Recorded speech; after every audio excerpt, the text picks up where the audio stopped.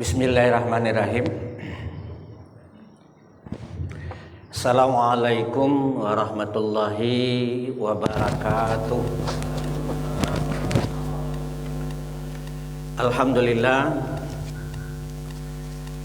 Alhamdulillahilladzi nahmaduhu wa nasta'inuhu wa nastaghfiruh wa na'udzu billahi min syururi anfusina wa min sayyiati a'malina. May yahdihillahu fala mudilla lahu wa may yudlil fala hadiya lahu. Asyhadu an la ilaha illallah wahdahu la syarika lahu wa asyhadu anna Muhammadan abduhu wa rasuluh sallallahu alaihi wasallam. Allahumma fassalli wa sallim ala hadzal nabiyil karim wa ala alihi wa sahbihi wa man tabi'ahu ila yaumiddin. Amma ba'd. Faqala Allah Ta'ala fil Qur'anil Karim. A'udzu billahi minasy syaithanir rajim. Bismillahirrahmanirrahim. Walillahi 'alan nasi hijjul baiti man istata'a ilaihi sabila. Wa qala aidan bismillahirrahmanirrahim. Inna a'tayna kal kautsar fasalli li rabbika wanhar inna sani'aka wal abtar. Wa qala an-nabiy sallallahu alaihi wasallam al-udhiyatu li sahibiha li kulli sya'ratin hasanah. Sadaqallahul azim wa sadaqan nabiyul karim wa nahnu ala dzalika minasy syahidin wasyakirin walhamdulillahi rabbil alamin. Allahumma shrah lana sudurana wa yassir lana umurana wa hlul 'uqdatam min lisanina yafqahu qawlana. Allahumma shrah li sadri wa yassir li amri wa hlul 'uqdatam min lisani yafqahu qawli.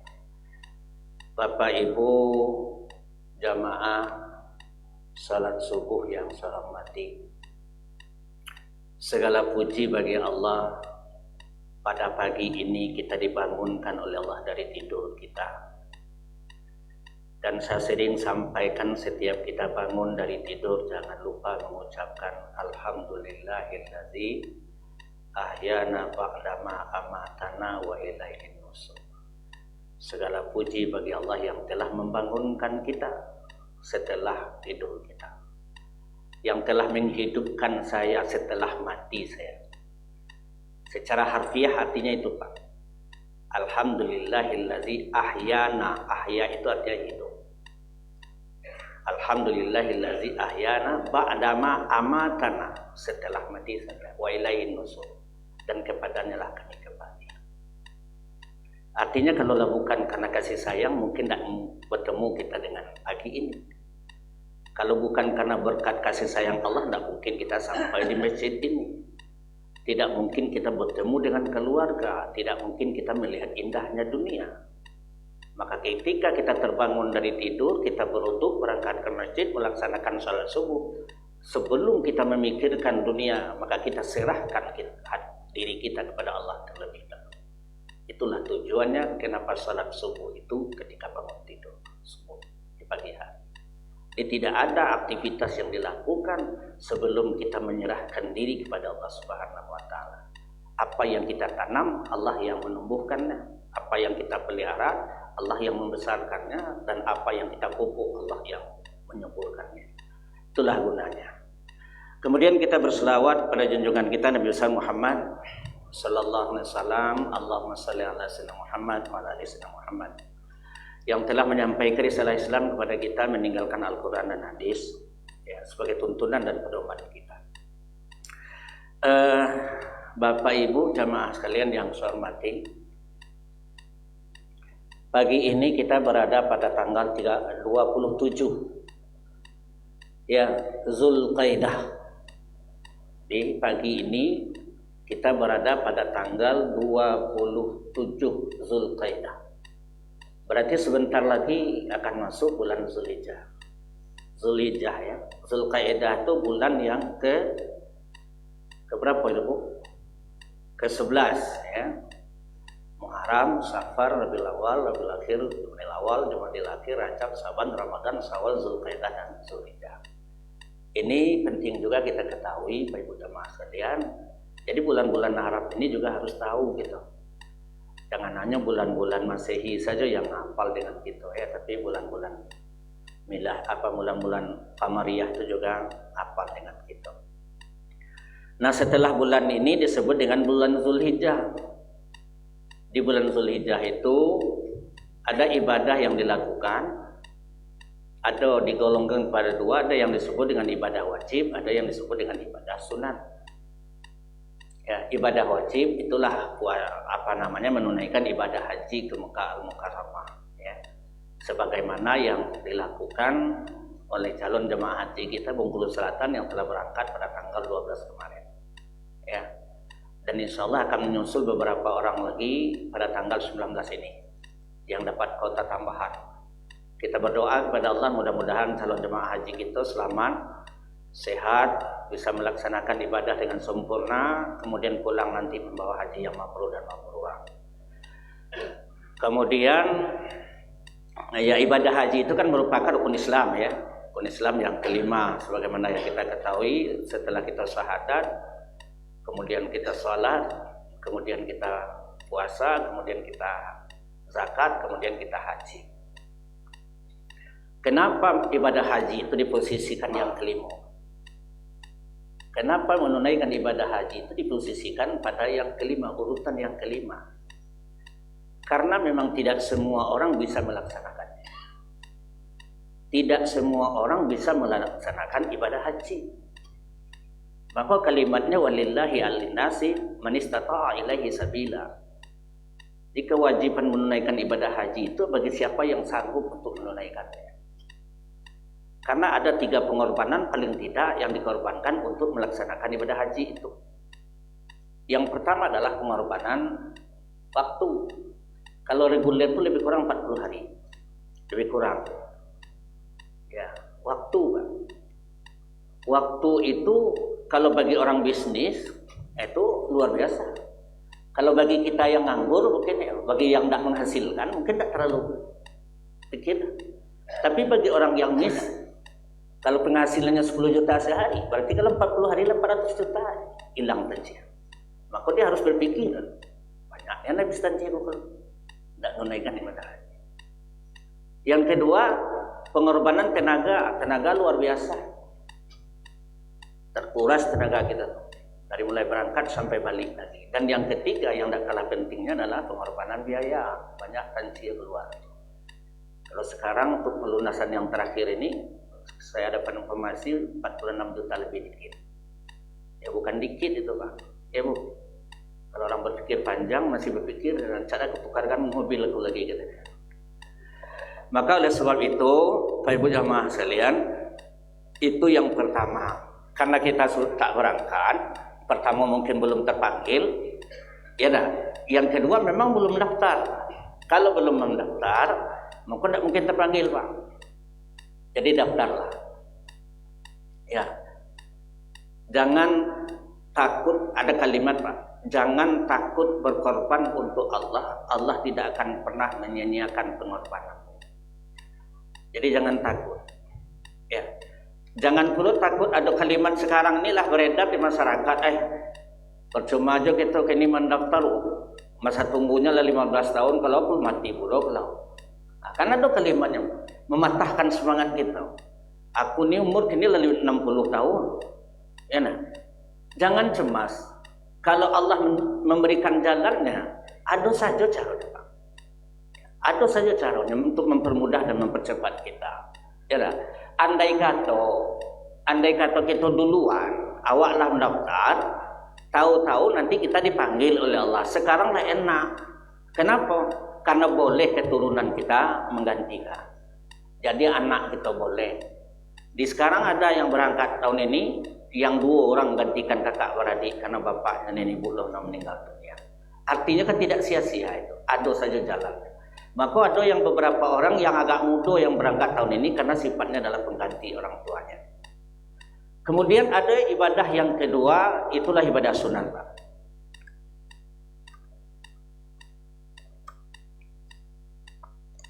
Ibadah sunat itu Pak Ibu jamaah sekalian yang saya hormati, yang pertama puasa. Ya, puasa. Disunatkan puasa dari satu Zulhijjah. Tapi paling tidak pada tanggal 9 Zulhijjah. Satu hari namanya hari Arafah. Ya, pada tanggal 9 Zulhijjah, pada hari Arafah itu. Ya.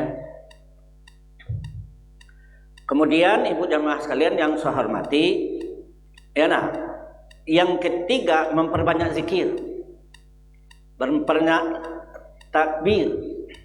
Ya, ini sunat ini hukumnya, memperbanyak takbir.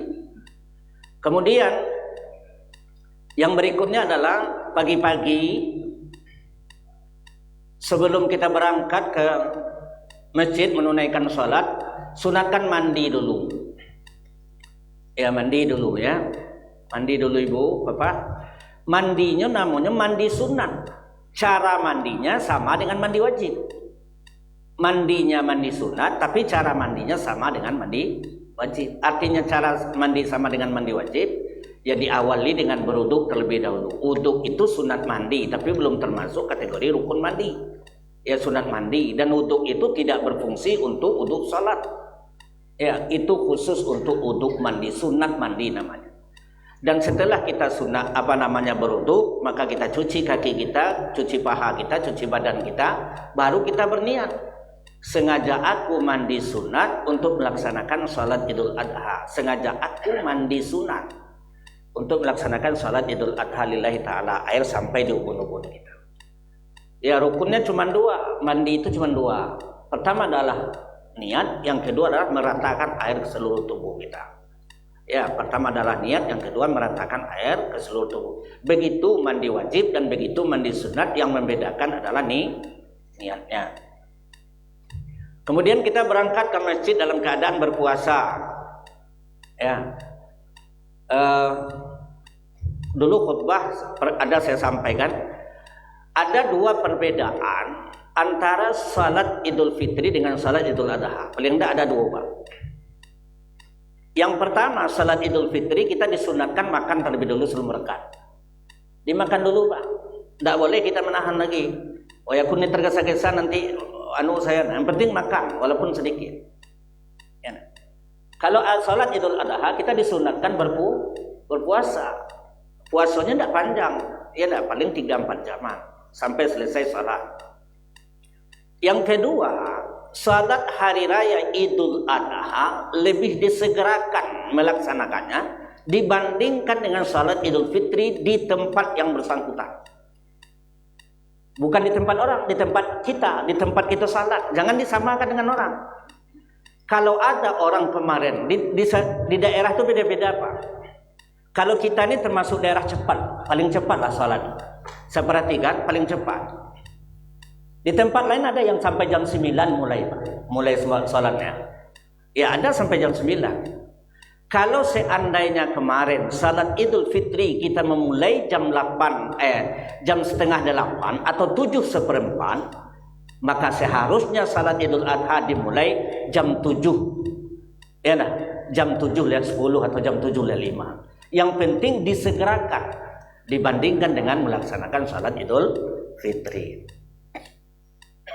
Setelah kita selesai sholat, Pak Ibu jamaah sekalian, dengan 7 takbir pada rakaat pertama dan 5 takbir pada rakaat kedua, tanpa dihitung takbiratul ihram dan takbir isyarat. Jadi tidak termasuk, Pak. Tidak termasuk takbiratul ihram dan takbir isyarat. Maka hitungannya jadi 8 kalau 7. Ya. Maka hitungannya jadi 6 kalau karena tidak termasuk takbiratul ihram dan tidak termasuk takbir isyarat. Beda dengan salat jenazah. Salat jenazah itu 4 takbir termasuk takbiratul ihramnya. Termasuk takbiratul ihramnya. Ya. Kemudian Bapak Ibu jamaah sekalian yang saya hormati, setelah itu khatib naik mimbar untuk melaksanakan khutbahnya. Nah, ini kebiasaan ini, Pak. Ada beberapa tempat saya perhatikan tapi hampir mayoritas. aku kinai. Ini mohon maaf termasuk langkah lebih banyak nampak dengan aku ibu-ibu. Ini perlu disampaikan. Setelah selesai salam ke kanan dan ke kiri, waktu khatib naik mimbar, Assalamualaikum warahmatullahi wabarakatuh. Ketika dia memulai khutbahnya, ibu-ibu itulah mulai sibuk membuka makenahnya. Ya, setelah selesai membuka makenah, ngadap pula ke kanan dan ke kiri sambil salaman. Ya, ada pula kalimatnya mampir ke rumah kudai. Padahal khatib masih naik masih khutbah. Maka oleh sebab itu kata Nabi, percuma kamu akap-akap datang, percuma kamu mandi sunan, percuma kamu melakukan salat. Kamu telah melakukan perbuatan yang sia-sia. Termasuk dengan pelaksanaan salat Jumat, Pak. Kalau khatib naik mimbar, tak boleh ngomong.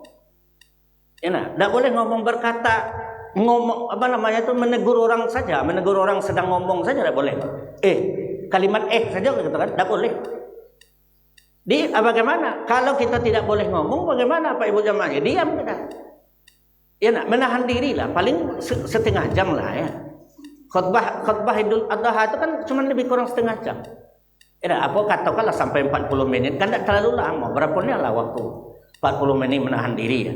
Tapi kadang-kadang kalau nafsu itu Pak Ibu jamaah sekalian memang ada. Setelah itu Bapak berbukanya puasa setelah khatib selesai khutbah. Bukan setelah salam ke kanan dan ke kiri. Dia berbukanya pada saat itu.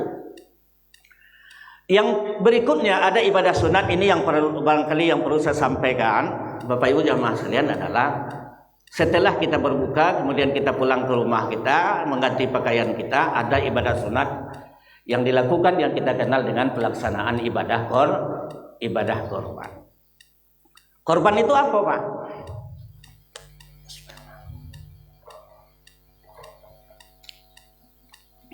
Aku ini kurang sehat begini, Pak.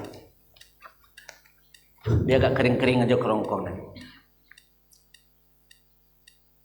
Korban itu adalah menyembelih binatang ternak pada waktu tertentu, pada waktu tertentu sesuai dengan ketentuan yang berlaku. Itu korban. Dia menyembelih binatang ternak pada waktu tertentu sesuai dengan ketentuan yang berlaku. Apa maksudnya? Kalau kita berkorban, binatang ternak itu harus sesuai dengan ketentuannya. Apa, Pak Ibu jamaah sekalian? Binatang ternak yang boleh dikorbankan itu, yang pertama adalah onta. Onta itu boleh dikorbankan, tapi kita di Indonesia kan tidak ada, Pak. Yang kedua adalah kerbau. Kerbau itu disamakan dengan sapi. Di sapi dan kerbau boleh dikorbankan. Kemudian yang ketiga adalah yang keempat adalah kambing, dan yang kelima adalah domba. Domba dan kambing itu sejenis dia. Ya, domba dan kambing sejenis dia. Ya. Jadi artinya pertama adalah kambing, domba, sapi, kerbau dan onta. Kalau onta itu berserikatnya sebanyak 10 orang. Kalau sapi dan kerbau berserikatnya sebanyak 7 orang. Kalau kalau domba dan kambing maka sebanyak 1 orang. Tapi ada yang mengatakan, ada zaman Nabi itu yang berkorban 1 kambing untuk 1 keluarga. Boleh enggak itu? Kalau jawabannya boleh. Boleh itu dilakukan, tapi utang terbayar lunas nidau. Ya, kalau sekedar berkorban model itu sesuai dengan ketentuannya, ya tetap boleh, tapi dia kategorinya sedekah. Ya, maka oleh sebab itu, kalau kita tidak berkorban sapi, kalau tidak berkumpulan sebanyak 7 orang. Kalau kita beli domba atau kambing, maka kita cukup satu orang saja. Kemudian waktu penyembelihannya. Waktu penyembelihannya adalah pada tanggal 10, pada tanggal 11, pada tanggal 12, pada tanggal 13, pada orang yang bersangkutan. Ya, Pak? Ngerti ya? Pada tanggal 10, pada tanggal 11, pada tanggal 12, pada tanggal 13, pada orang yang bersangkutan. Saya kebetulan, misalnya lebaran haji tanggal 28 Zulhijjah. Sementara saudara saya lebaran hajinya tanggal 29. Saya ikut berkorban di tempat itu, di tempat ini. Maka saya yang 29 bisa berkorban.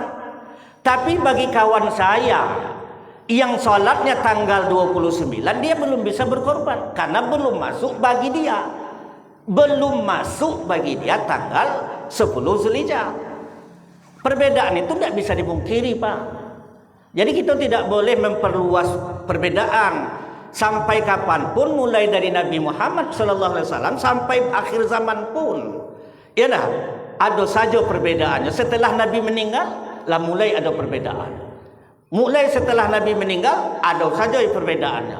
Karena kadang-kadang sudut pandangnya yang berbeda. Maka oleh sebab itu, kepada kita sekalian, sebaiknya bagaimana? Pertama, jalannya adalah dipisahkan. Yang tanggal 28 korban berapa orang?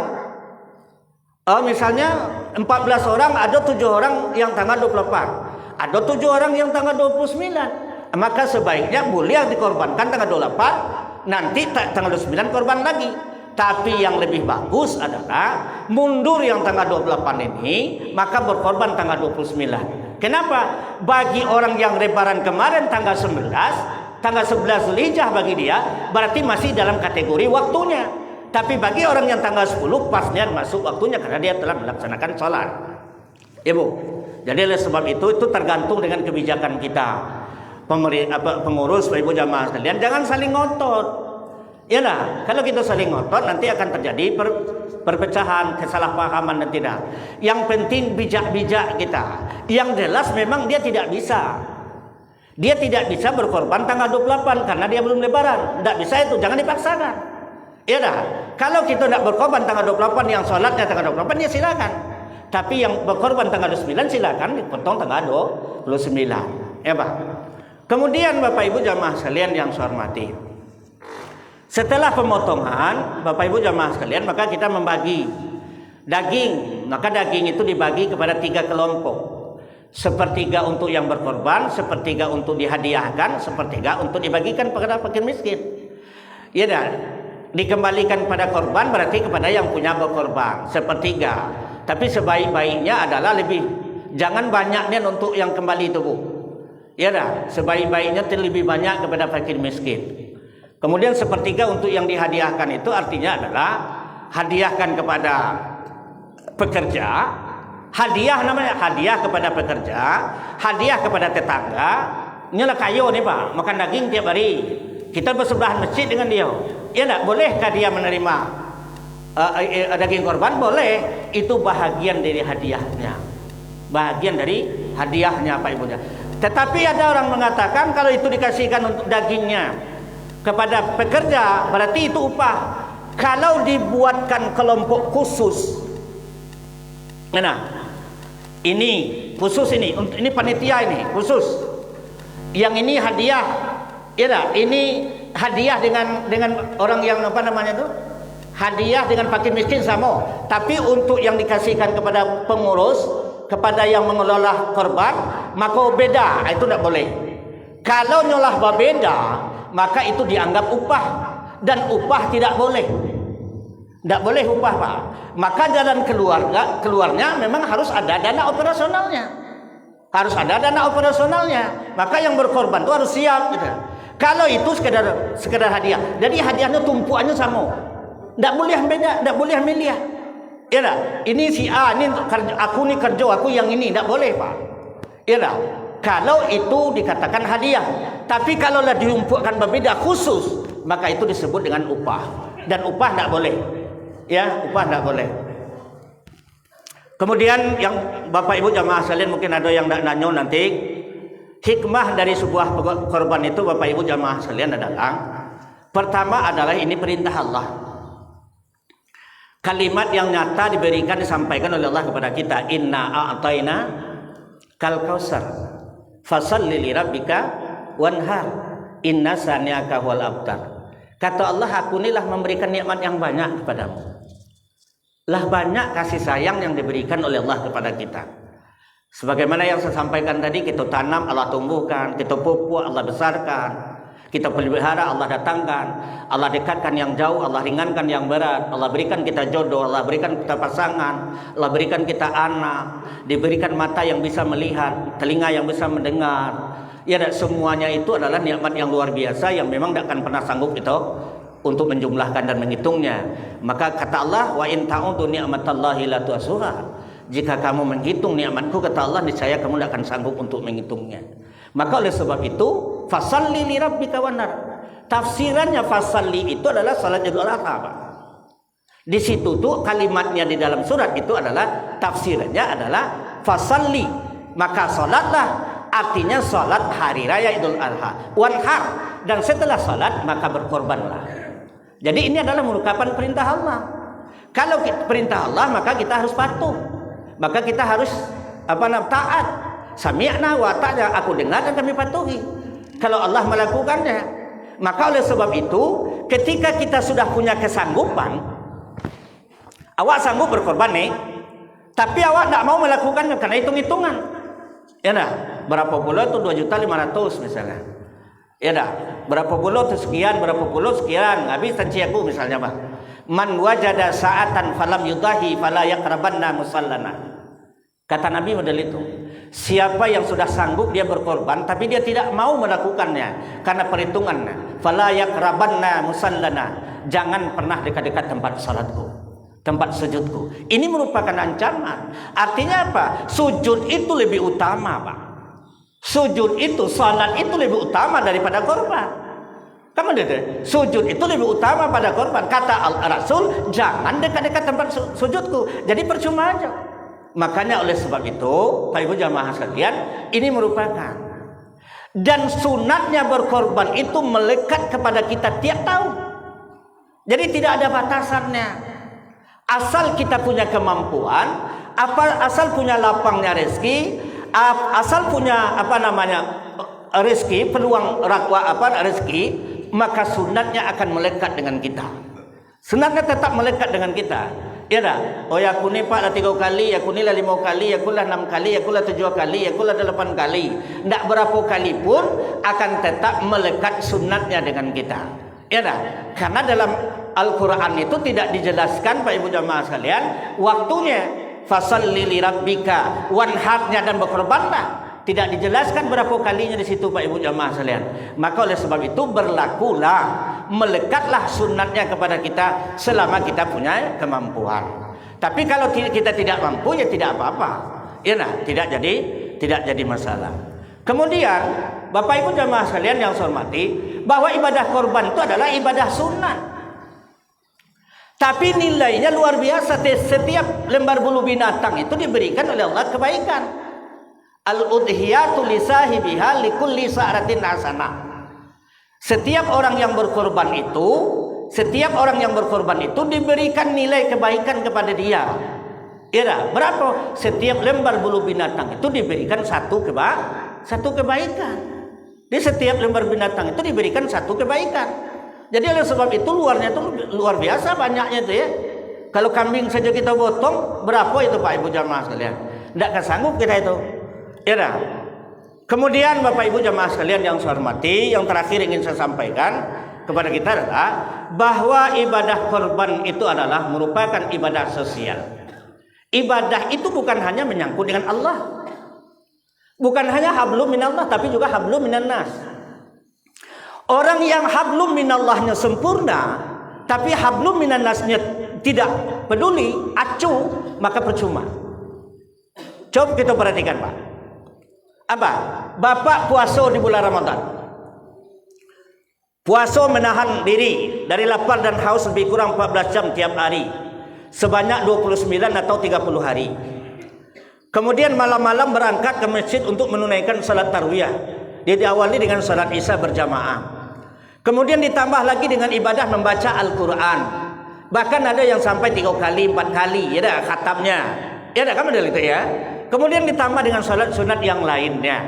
Tapi kata Nabi, kalau tidak ditutup dengan ibadah sosial kemasyarakatan, maka nilai puasanya itu mu'allaqu bainas samawati wal ardh, akan digantungkan oleh Allah antara bumi dan langit, la yarfa, dan tidak akan diangkatkan illa bi zakatil fitri, kecuali dengan mengeluarkan zakat fitrah. Jadi artinya Pak Ibu jamaah sekalian yang saya hormati, ialah bahwa pada saat melaksanakan ibadah mengeluarkan zakat fitrah dan berkorban itu adalah bahagian dari ibadah sosial kemasyarakatan. Peduli dengan orang lain, peduli dengan lingkungan kita. Ya, menumbuhkan rasa empati kepada orang lain. Jadi mudah-mudahan Allah memberikan keringanan kepada kita, Bapak Ibu jamaah sekalian. Bagi kita yang mau melakukannya sebenarnya gampang, Bu. Dan kami sudah pernah mencobanya, Pak Ibu jamaah sekalian. Bagaimana caranya? Jangan memaksakan diri untuk mengeluarkan canci 2.500.000. Berpikir kita nak mengeluarkan dia. Lalu bagaimana? Kalau ibu punya keinginan setelah salat Idul Adha nanti, mulailah setiap hari masukkan ke dalam tabungan Rp10.000. Tiap hari itu tidak terasa. Ya dah, setiap sisa-sisa uang tu 10.000 masukkan. Saya coba mana itu, Pak. Setiap hari masukkan 10.000. Ya, masukkan 10. 2 bulan, 3 bulan berikutnya serahkan ke pengurus. Jadi kita jangan kita pikirkan, yang penting 10.000 masukkan, 10.000 masukkan, 10.000 masukkan. Kalau 10.000 saja, Pak Ibu jamaah sekalian, yang saya hormati 10.000 saja. Kalau 26 hari saja, tidak termasuk hari Minggu, berarti 2 juta, berapa itu? 260 ribu. 260 ribu 10 bulan dah 2.600.000. Jadi insya Allah mudah untuk melakukannya. Tapi kalau nantilah, kalaulah hampir kalau ada betul rezeki yang berlebih mungkin mudah. Tapi bagi kita punya keinginan tapi agak kurang-kurang dikit, maka cara jalannya model itulah. 10.000 sehari itu tidak sulit, Bu. Ya dah, barangkali ini yang perlu saya sampaikan, Bapak Ibu jamaah sekalian yang saya hormati. Kalau memang ada yang perlu disampaikan, kami persilakan. Silakan. Assalamualaikum warahmatullahi wabarakatuh. Ini masalah puasa sunat tanggal 9 Zulhijjah. Puasa apa? Ya. Jadi kita pedoman bagaimana? Ini sedangkan Arafah di Arab Saudi itu kan tanggal 27. Jadi barang yang misalnya tanggal 28. Kalau kita berdasarkan pemerintah tanggal 29. Jadi kita puasa apa tanggal 28. Dan di Arab Saudi tanggal 28 itu sudah harganya. Jadi bingungan. Jadi yang mana yang patokan kita? Apa kita mengikuti mereka di sana atau mengikuti berikan saja tadi? Yang pertama yang perlu saya sampaikan dulu, kalau fikih itu berbicara masalah perbedaan. Itu yang dulu ya, yang perlu digarisbawahi dulu. Fikih itu adalah berbicara masalah perbedaan. Karena setiap sudut pandangnya berbeda. Kalau saya tanyakan misalnya tisu ini dari sebelah sini, maka jawabannya akan berbeda dengan tisu yang sebelah sini. Itu yang pertama dulu. Yang kedua, lakukanlah sesuai dengan keyakinan kita. Itu yang kedua. Sekarang saya ingin sampaikan, beda antara Arab Saudi dengan kita itu lebih kurang 4 jam, Pak. Lebih kurang 4 jam. Perselisihan yang 4 jam itulah yang bisa membuat perbedaan. Di Arab Saudi sudah masuk 9 Zulhijjah. Tapi di Indonesia karena 4 jam lagi menunggu, lu masuk bagi dia. Itu yang membuat perbedaannya. Di Indonesia itu belum masuk. Di Arab Saudi lah masuk karena duluan waktunya 4 jam. Iya, kan itu ya. Jadi perbedaan kita dengan Arab Saudi itu beda. Perbedaan 4 jam itu kan apakah sekarang kan jam 6? Ya. Jam 6 pagi. Mereka kan masih jam 2 malam. Iya. Itu dua kita Indonesia. Iya, karena duluan kita tuh lah kata-kata. Kita tadi itu kan belum masuk. Kita kalau duluan ini. Bukan. Kita tuh belum masuk. Yang hari ini belum masuk dengan kita. Kita dia menunggu. Pas ini kan model putaran matahari kan model ini. Ya dah. Ini di Indonesia ini. Kamu model itu dah kira-kira ya. Ini di Indonesia. Di Indonesia ini belum masuk ini. Pas sampai di Arab Saudi lah naik dia deh. Nampaklah hilal di situ. Makalah masuk bagi dia. Kita yang belum masuk. Maka oleh sebab itu kita menunggu. Anda Indonesia timur duluan matahari terbit. apa? Terbit matahari lebih timur. Tapi kita duluan Indonesia. Iyo, kita kan duluan di Indonesia. Paham ya? Kenapa kita terlambat? Coba dengarkan ya. Kenapa kita terlambat? Dengar ya. Lah, karena kan kita terbit matahari duluan. Pada saat matahari terbit, ya, pada saat matahari terbit di Indonesia, waktu hilal tuh belum nampak, Pak. Paham ya? Waktu hilal tuh belum nampak. Pas nanti terbitnya di Arab Saudi, nampaklah hilal dengan dia. Maka kita menunggu. Kalau kita kemudian tambah jauh kita, Pak. Kamu dilihat, di kita menunggu. Karena waktu terbit matahari di Indonesia yang duluan tadi, hilal itu belum nampak. Belum nampak. Ya dah, kamu dilihat tuh, belum nampak di Indonesia. Ketika diolah makin naik nanti, maka terbitlah di Mekah. Kamu dilihat tuh, ya dah, terbitlah di Mekah. Nah di Mekah nampak di dia, lu belum. Itu yang membuat dia perbedaan, perselisihan tadi. Itu makanya, paham ya? Maksud dan dia. Kan kita kan menunggu dia. Kalau kita terlambat, berarti kita yang duluan dari dia. Kalau terbit matahari memang di kita yang duluan. Kan kita yang duluan terbit matahari. Pada saat terbit itu hilal nampak dengan kita. Tapi bagi orang itu ketika mataharinya terbit, maka hilallah nampak. Perbedaan 4 jam itu lama, Pak. Lama itu perbedaannya. Maka oleh sebab itu menurut saya, kita tidak usah terjadi perbedaan, itulah pasti dah jelas itu ya, itulah pasti. Yang sekarang kalau kita meyakini bahwa memang tanggal 9 Zulhijjah itu jatuh pada tanggal 27, maka puasalah tanggal 27. Bagi yang meyakini bahwa 9 Zulhijjah itu berada pada tanggal 28 Zulhijjah, maka dia berpuasa. Iya dah. Jadi renggang waktunya nanti Pak Ibu jamaah sekalian perbedaannya itu lebih kurang 8 jaman. Di situ waktu senggangnya yang membedakannya tadi. Ya. Jadi kira-kira itu ya. Yang penting puasalah sesuai dengan kemauan saja. Dan itu tidak akan selesai dengan kita, yang jelas lah ya. Ya. Terus yang masalah korban seperti itu ya. Ada yang berkorban hari ini yang hari tanggal 27, tanggal 28. Ada, yang tanggal 29 ada juga kurasa ya. Setiap masjid itu pasti ada perbedaan, Pak. Ya nah. Walaupun masih dikategorikan masjid khusus, tapi masih ada perbedaan. Karena masyarakat ini kan banyak ragamnya. Beda-beda, Pak. Ya dah. Saya kira itu ya. Mudah-mudahan apa yang saya sampaikan insyaallah ada manfaatnya. Saya tidak menyulitkan kita, tapi kita berusaha dengan semaksimal mungkin beribadah sesuai dengan kemampuan kita. Ibadah itu adalah tugas kita yang kita lakukan kepada Allah Subhanahu wa taala dengan niat yang tulus dan ikhlas, yang pada akhirnya nanti Allah yang akan menentukan hasilnya. Jadi menentukan hasil akhirnya adalah Allah. Yang penting ibadah pada Allah Subhanahu wa taala. Semuanya itu ada landasannya. Semuanya itu ada dalilnya. Ya nah. Kita tidak bisa bertahan dengan bertahan dengan pikiran kita, bertahan dengan prinsip kita, karena memang di setiap orang itu pasti punya dasar dan dalil. Saya kira itu. Terima kasih, mohon maaf. Wabillahi taufiq wal hidayah. Assalamualaikum warahmatullahi wabarakatuh.